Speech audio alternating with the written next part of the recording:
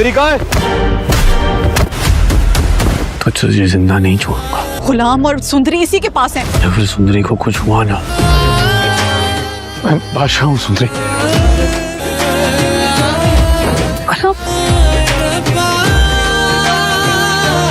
इस कैद में एक एक पल तुम्हारे बगैर तड़पा है तुम्हारा गुलाम।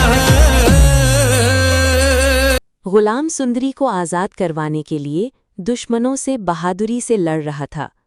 बादशाह के सुसर ने सुंदरी को अपने डेरे में कैद कर रखा था, क्योंकि उसे यकीन था कि बादशाह अपनी बेटी को सिर्फ सुंदरी की वजह से नज़रअंदाज कर रहा है।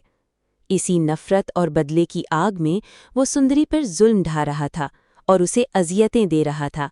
सुंदरी को बचाने के लिए गुलाम अपने वफादार साथियों के साथ डेरे पर हमला कर देता है। हर तरफ तलवारों की झनकार और चीखों पुकार गूंजने लगती है।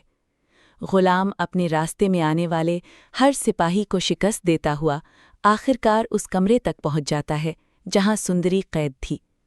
दूसरी तरफ बादशाह गुस्से से अपने सुसर के सामने खड़ा था।